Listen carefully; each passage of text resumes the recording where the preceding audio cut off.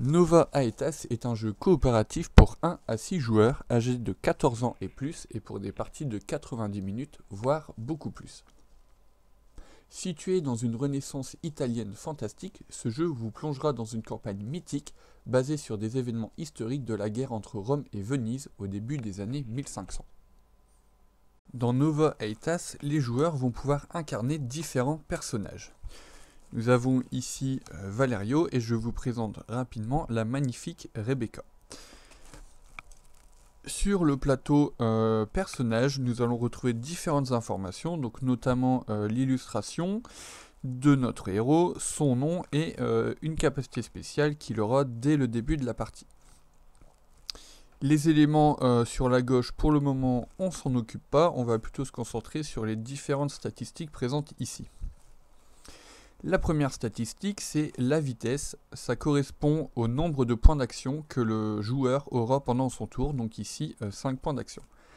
La précision sera utilisée pour effectuer des attaques à distance. Par exemple, si Valerio veut effectuer une attaque avec une arbalète, il lancera 2 dés puisqu'il a 2 en précision.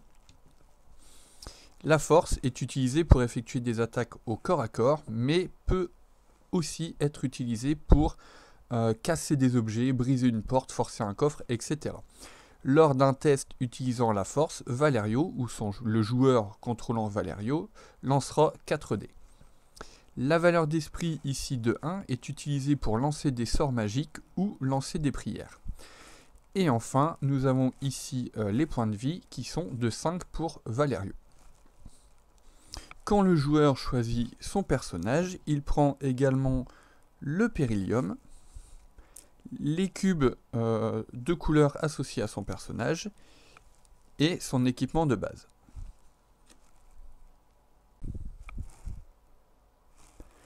Le Périlium, ici présent, va servir à suivre la menace générée par notre héros. Quand notre héros va blesser un ennemi, tuer un ennemi, infliger une attaque critique ou soigner un autre héros, le joueur va augmenter la valeur sur le Périlium de 1. Elle va de 0 à 15. Et cette valeur va correspondre à la menace générée par notre personnage. Si un ennemi a un objectif avec une valeur de menace de 4 et que le héros a une valeur de menace supérieure ou égale à 4, l'ennemi ciblera alors en priorité notre héros plutôt que son objectif inscrit dans sa mission. Les héros seront équipés d'équipements comme des armes, mais également des artefacts qu'ils pourront utiliser pendant leur tour.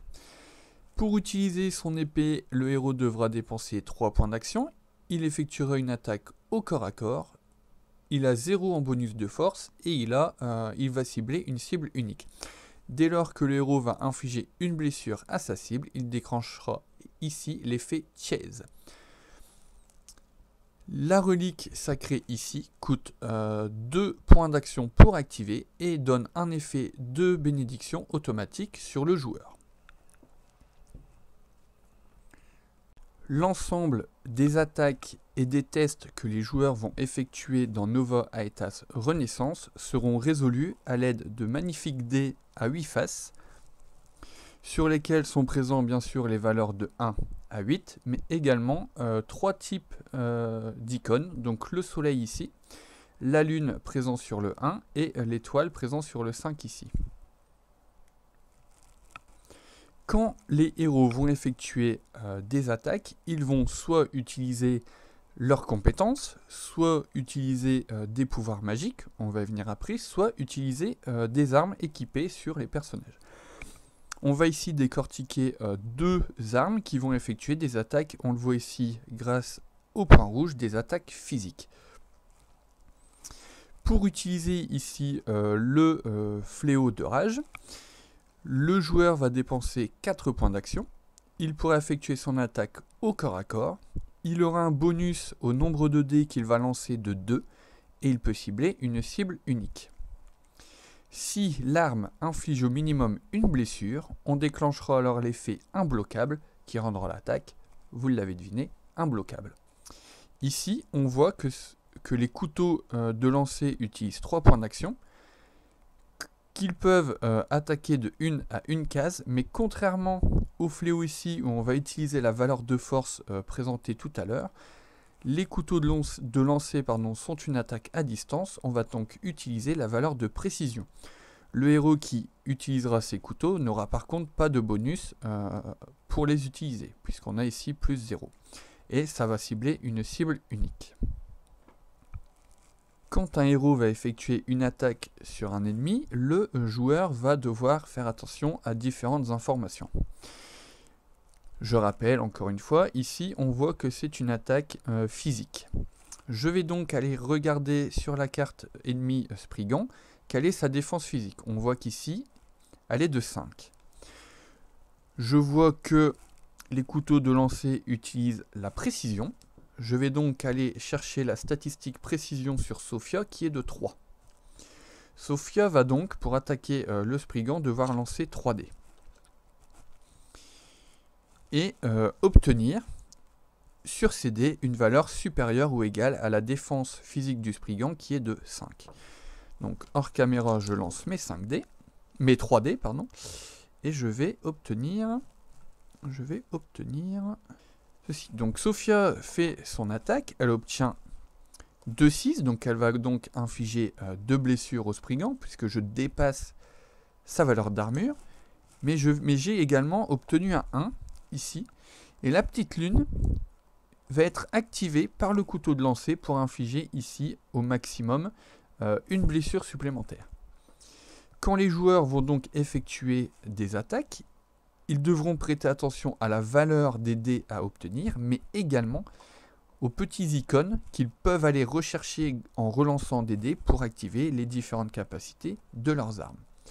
Attention cependant, certaines capacités peuvent être activées contre nous. Si j'utilise le fléau de rage, je vois que quand j'ai un soleil, je vais subir une blessure, maximum 1. Donc même si ici j'ai 2 soleils, le joueur qui attaque avec le fléau ne subira qu'une blessure. Comme les héros, les ennemis disposent d'une petite carte sur laquelle les héros vont retrouver toutes les informations capitales pour gérer ces différents ennemis. Nous avons ici le temps que l'ennemi va mettre pour s'activer, j'y reviendrai quand je présenterai l'horologium. Nous avons ici la portée dans laquelle l'ennemi va vous détecter, c'est ce qu'on appelle la zone de contrôle. L'ennemi pourra réagir en fonction des actions que vous effectuerez à l'intérieur de cette zone. Si vous êtes hors de sa zone de contrôle, l'ennemi ne vous calculera même pas. Nous avons ici en rouge la défense physique, en bleu sa défense magique, à côté du cœur ici ses points de vie, une petite zone ici où on va retrouver les attaques qu'il va effectuer, une capacité spéciale et ensuite les loots qu'on va récupérer sur cet ennemi quand on l'aura tué.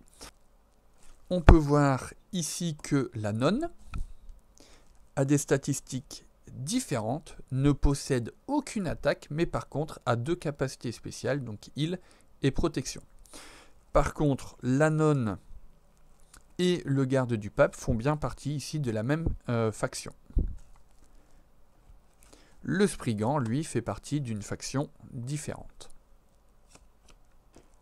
La résolution d'une attaque magique fonctionne comme la résolution d'une attaque physique avec quelques différences.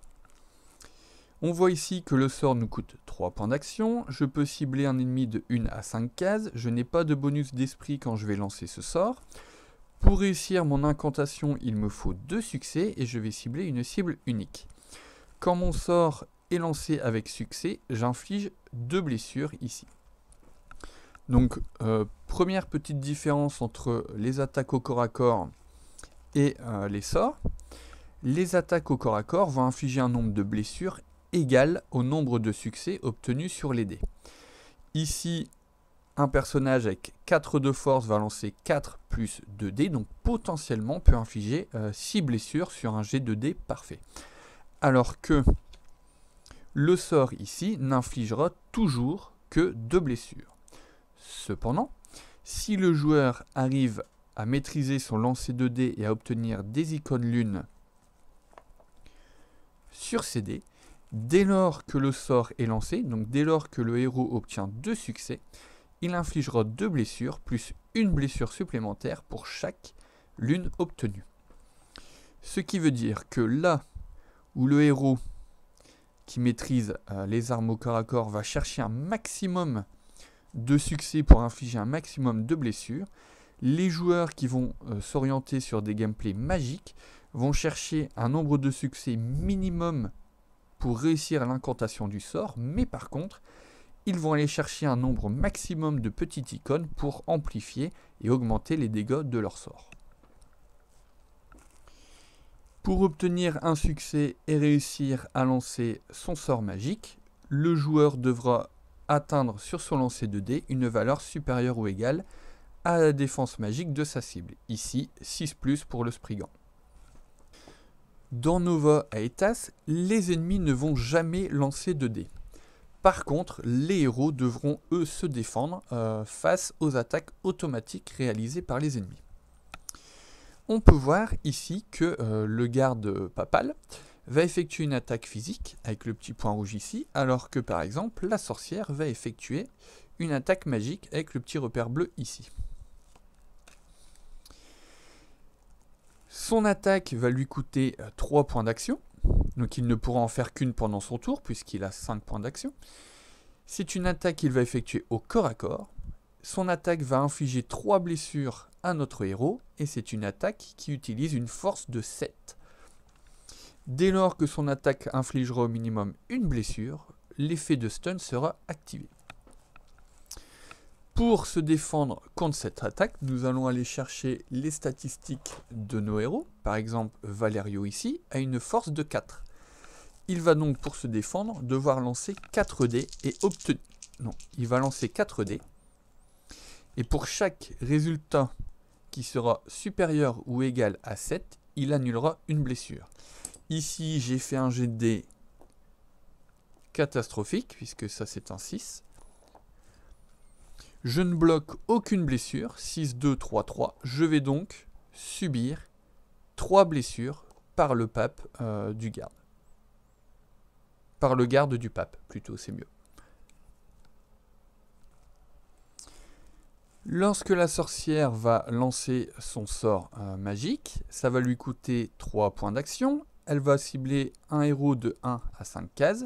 Elle a besoin de 1 succès et il faut réussir un jet de dés de 8 ou plus pour annuler ce succès. Un héros comme Valerio qui a une valeur d'esprit de 1 a très peu de chances d'annuler ce sort puisqu'il va lancer un seul dé, alors qu'un héros mystique un peu comme Rebecca qui a 4 en esprit aura plus de chances d'annuler ce sort. Rebecca va lancer 4 dés. Si elle réussit à obtenir un 8 ou plus, elle annule le succès de la sorcière et du coup, le sort ne peut pas être lancé. Dans Nova Aetas, les héros et les ennemis vont se déplacer de manière orthogonale.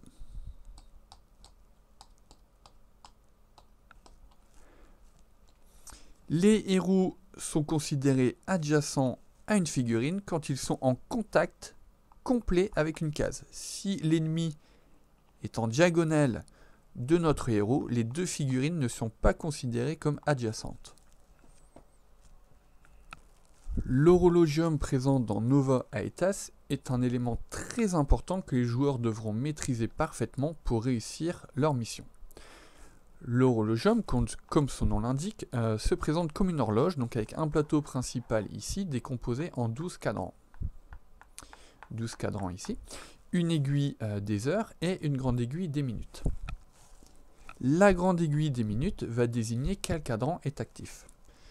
Lorsque l'aiguille arrive sur un cadran, les joueurs vont activer les figurines présentes dans ce cadran.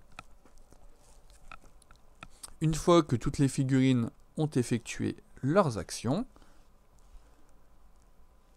Le joueur responsable de l'horologium va déplacer l'aiguille des minutes d'un cadran et les joueurs activeront les figurines présentes dans le cadran suivant. Si le cadran est vide, hop, on passe sur un autre cadran.